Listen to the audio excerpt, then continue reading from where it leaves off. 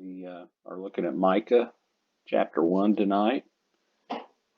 Micah was a prophet much like Amos, the one we were talking about in the last few sessions that we had. He comes from an area in Judah, south and west of Jerusalem, kind of on the line between Philistia and Judah. So that's kind of where he's at. And he's here again. He's kind of a country boy, brought out of you know. We don't really know a whole lot about what his vocation was or anything else. Uh, Amos we do. Amos we didn't know about what time. Micah we do. He says here in the first verse, the word of the Lord that came to Micah, the Moreshethite, and that's the town he was from, in the days of Jotham, Ahaz, and Hezekiah, kings of Judah, which he saw concerning Samaria and Jerusalem. So Micah lived during the time of these three kings, and he prophesied about the same time. And they said his prophecies were around 730 BC to 710 BC, somewhere in there, about 20 years. They really don't know exactly when, but he was, let me find it here. I think he said that they were a contemporary of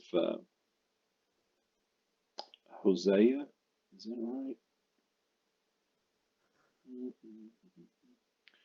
Yeah, he was contemporary of Hosea in the northern kingdom and Isaiah in Jerusalem, so in the court of Jerusalem. So that's about the time frame that Micah was out doing his prophecy. The second verse says, "Hear, all ye people," and it's broken up in again, the title of the lesson is Coming Judgment on Israel and Judah. These last books, they all hit on the same thing. I mean, it's a coming judgment of somebody. Judah, and I mean, Amos was of Israel and Judah. Obadiah was of the king, the Edomites. But it's all due to their falling away from God and not serving God like they should have in the times, since King David and Solomon. They had gotten away from serving God and not having any idols before him. So it says, "Hear, all ye people, hearken, O earth, and all that therein is, and let the Lord God be witness against you, the Lord from his holy temple. For behold, the Lord cometh forth out of his high place, and will come down and tread upon the high places of the earth." So it's kind of like the saying, "Don't make me come down there." Right. Yeah. But he is telling them, "I'm going to come down there if you don't straighten up." And this particular, the 2 through 8's judgment on Samaria, and he says he's come down on the high places, and the mountains shall be molten under him, and the valleys shall be cleft as wax before the fire, and as the waters that are poured down a steep place. It's just kind of referencing that nothing's going to stand in his way, you know. Um, in my family Bible notes, it's you know, Hmm. commentary. It says two things should be established in our beliefs, firmly established in our beliefs. First, that when men persist in sin, God will not let them go unpunished. And secondly, that when he comes to punish them, they will not be able to escape or endure his wrath.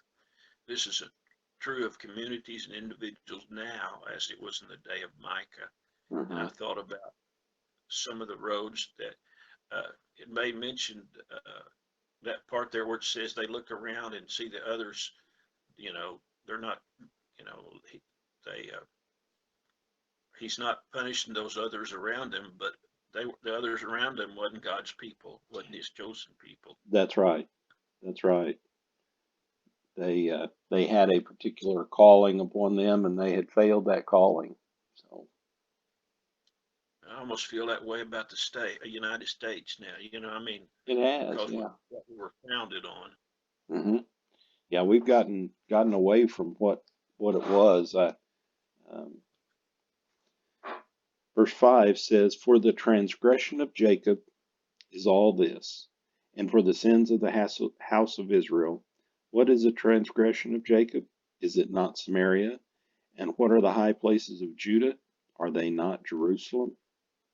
So he's asking a question and answer them in the same phrase that Judah he's talking about they got away from it uh, up in Samaria.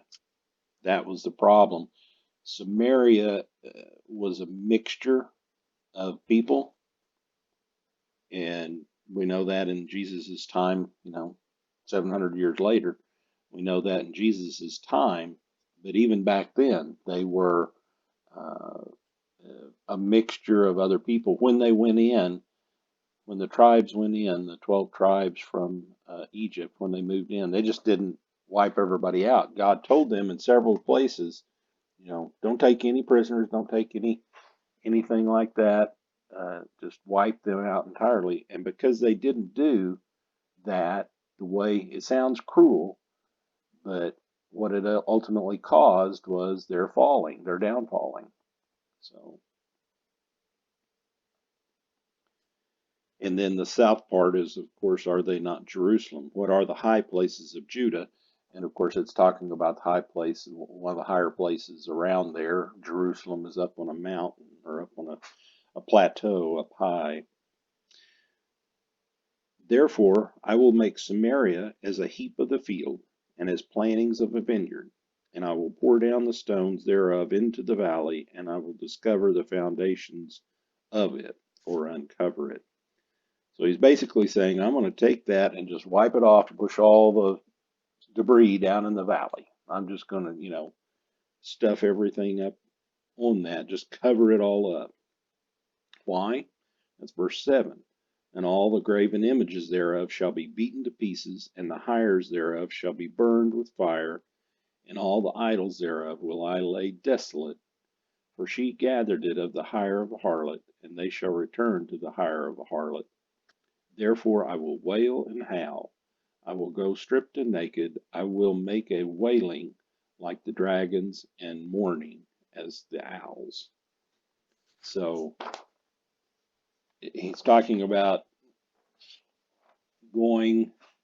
It talks about the images, golden images, and pay her, going to pay the harlot. It says Micah combines the ideas of spirituality and idolatry, uh, idolatry and spiritual adultery. That's what it says. Money spent on idols and their worship will be brought to nothing when the mighty army of the Syrians destroys Samaria.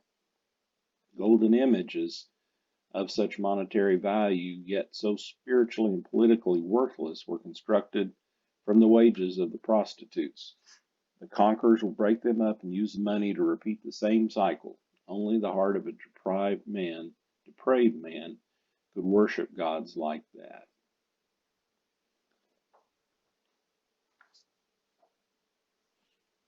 Chapter 9 then goes, as talked about Samaria in the first few chapters, now 9 to 16, I think it is, yeah, goes on and talks about Judah.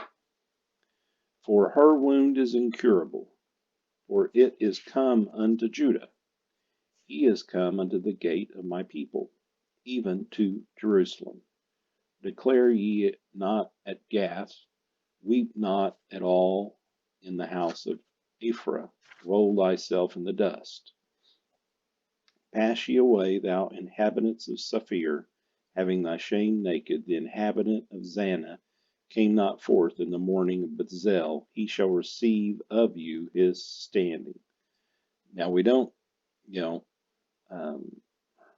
talks about here the inhabitants, and it's talking about the country of flocks in there, that the inhabitant, they came not in the morning, but they come, it says here, in the flocks, the country of the flocks is where the Zanan is at, and in the countries, basically, is what it's saying. For the inhabitant of Maroth waited carefully for good, but evil came down from the Lord unto the gate of Jerusalem.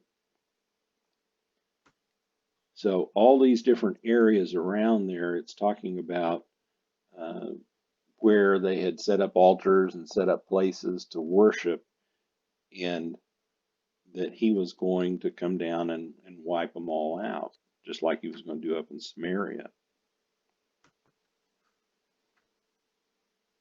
It says, O thou, for the inhabitant of Maroth waited carefully for good, but evil came down from the Lord unto the gate of Jerusalem. O thou inhabitant of Lachish, bind the chariot to the swift beast. She is the beginning of the sin to the daughter of Zion. For the transgressions of Israel were found in thee. Therefore shalt thou give presents to Morish Gath, the house of Achzib, shall be a lie to the kings of Israel, or a snare. So, yet will I bring an heir unto thee, O inhabitant of Mareshah. He shall come unto Adullam, the glory of Israel. Make thee bald and poll thee for thy delicate children, enlarge thy baldness as the eagle, for they are gone into captivity from thee. Basically, it's telling to shame them in mourning, to shave their heads, so to shame them as they go into mourning. And the Gath is the city down there in the Philistines, down in the Philistia. And it hurts Micah to think that the Philistines will rejoice when God's people are under pain. In Beth Aphra, says, roll yourself in the dust. Following to the end of the chapter, Micah uses puns and plays on words to talk about the judgment coming upon the cities of Judah. These towns are listed are in the lowlands between the coastal region and the mountains of Judah. Though Micah uses puns, this isn't about clever word games. It goes back to the ancient idea that a name isn't just your handle, but describes, sometimes prophetically, your character and your destiny. And showing the names of these cities is in some way a prophecy of their destiny. Micah shows how our character becomes our future. Beth Aphra. Aphra sounds like the Hebrew word for dust, so that's why he tells them to roll in the dust in anticipation of it. Zaphir sounds like the word for beautiful. It won't be beautiful for long. Micah warns the cities of Shaphir to prepare for judgment. Zanan sounds like the Hebrew word for exit or go out. When the siege armies come, they won't exit at all. They'll be shut up in the city until it falls. Bethazel, the town, means the nearby city. When the army of judgment comes, it won't be near and helpful to any other city. Maroth, the name of this town, means bitterness, and when the army of judgment comes, the citizens of Maroth will know plenty of bitterness. Lachish is the name of this town sounds like the Hebrew word for horses. Lachish was an important fortress city, and they should go to the horses to fight, but ironically, they will go to the horses to flee the army of the judgment. And Moresheth, which is Micah's hometown, sounds like the Hebrew word for betrothed. Here he speaks of giving the city wedding gifts as she passes from one rule of one husband to another, the invading army.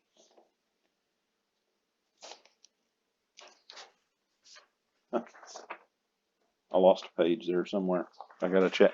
Page 5 floating around.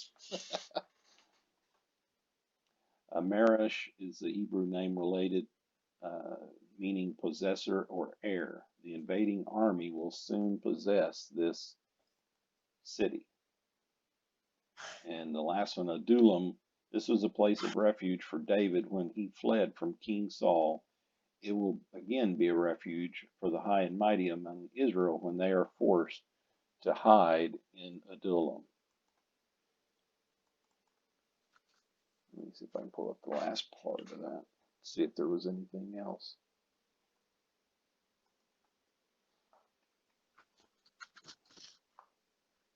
Nope, that was it. It had a page 5, but it's blank. So, Okay. all right. Well, I'm going to go ahead and turn off the video here.